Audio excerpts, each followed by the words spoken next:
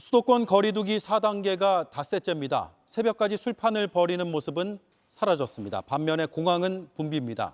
서울 밖으로 떠나는 사람들입니다. 최승훈 기자입니다.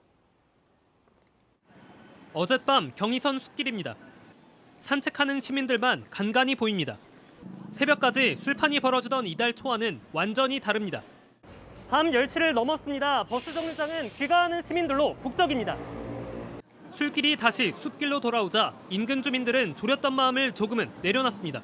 저번 주에는 약간 사람들이 여기 다 앉아가지고 막 먹고 마스크 벗고 막 이렇게 먹더라고요. 근데 오늘 좀 약간 다들 사람도 많이 없고 지금 좀 한결 낫죠. 오늘 오전 김포공항입니다. 사람들이 에스컬레이터를 타고 쉴 새 없이 올라옵니다.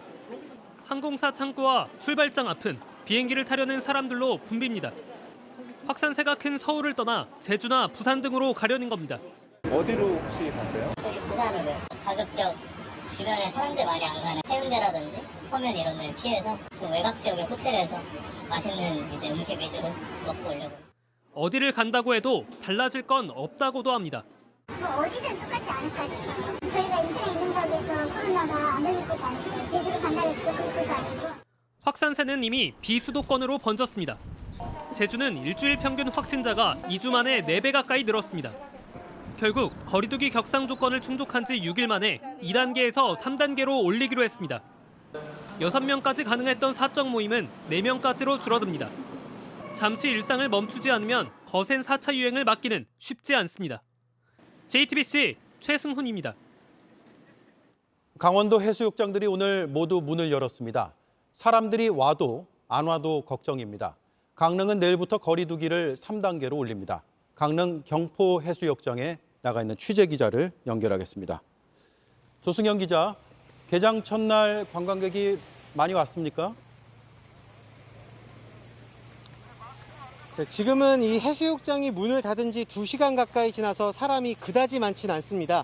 조용히 백사장을 거닐거나 또 사진을 찍는 모습 정도가 눈에 띕니다. 하지만 낮에는 분위기가 사뭇 달랐습니다. 전국적으로 이름난 곳답게 이 평일인데도 개장 첫날 많은 사람들이 이곳을 찾았습니다. 오늘 강릉의 낮 최고 기온은 31도까지 올라서 이 낮에 그야말로 이 찜통더위가 기승을 부렸습니다. 바다에서 물놀이를 하고 또 파도를 타는 모습이 그래서 더욱 즐거워 보였습니다. 오늘 강릉과 고성군을 끝으로 강원 지역 82개 해수욕장이 모두 문을 열었습니다. 네, 조승현 기자가 지난주에 해수욕장 방역 소식을 전해줬는데 오늘 가보니까 잘 되고 있던가요?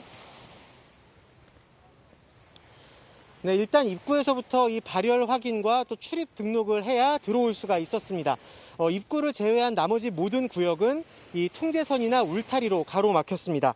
이 실외에서도 마스크는 꼭 써야 합니다. 그리고 이곳 경포와 같은 대형 해수욕장에서는 저녁 7시부터 다음날 새벽 6시까지 백사장에서 음식을 먹거나 술을 마실 수 없습니다.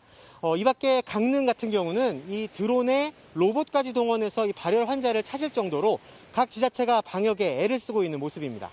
네, 강원도가 확진자가 별로 없는 곳으로 알려져 있는데 이제는 그렇지가 않죠? 그렇습니다. 강원도에서는 어제 28명의 확진자가 나왔습니다. 그리고 오늘은 저녁 6시가 되기 전에 이미 40명을 넘었습니다.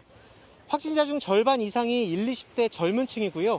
이 수도권 확진자와 접촉하거나 또 감염 경로를 모르는 경우가 많습니다. 특히 동해안의 상황이 심각한데요.